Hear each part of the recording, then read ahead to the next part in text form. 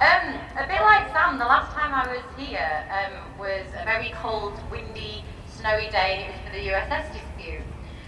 So I could not be prouder to not only be back here as General Secretary of UCU, but to be back here with the two branches of UCU out on strike together. Can everyone just applaud the absolutely amazing achievement that is?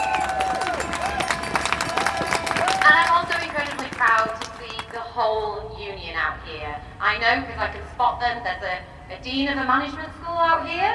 There is professors out here. There are casualised staff here. There are students here. We are all here. And we're here because we know what this dispute means. We know that casualisation, that equality pay gaps, that workload that robs us of any enjoyment that we have is killing our sector.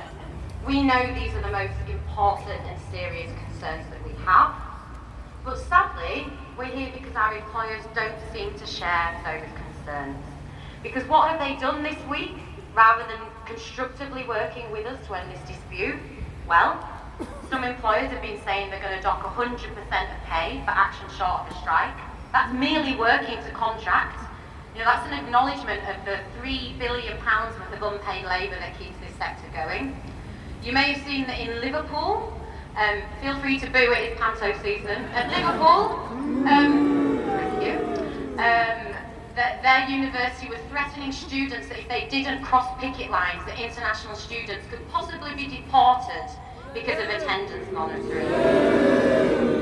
That disabled students might not get their payments if they weren't in lectures.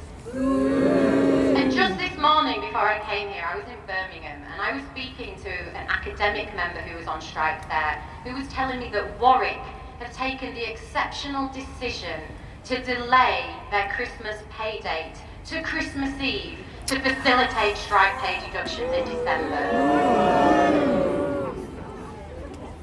Yeah. Bastards was what that man said. And they're doing these things because they think they can get away with it. On the eve of the strikes, I had some meetings with our employers, and they were saying that we would get 20 branches out. Well, we're here with 60 branches. And we know already, as Robin has just said, that what's happened this week is that UCU, who is negotiating with us on pay, have already moved. Things that they said they could not possibly discuss with us nationally, workload, casualisation, they are doing so. So we know what they've been saying before isn't true. But what we also know, and for those of us who were on those USS picket lines, is moving employers takes direct action.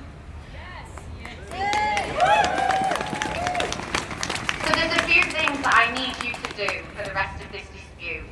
We need to make, despite the fact that weather is never with us when we are on strike, we need to make the rest of this action just as big as every day has been and just as big as any dispute we've had in the past.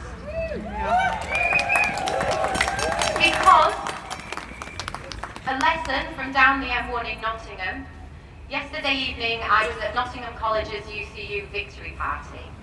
You might not be aware, but earlier this year the management of the college tried to force a lot of people onto new contracts, forced them to sign those contracts. Workload was a big part of that dispute, and the branch went into dispute about it.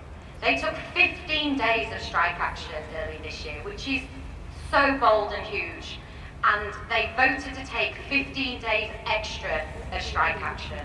And it was at that moment management just crumbled. Every single demand that the college made was granted.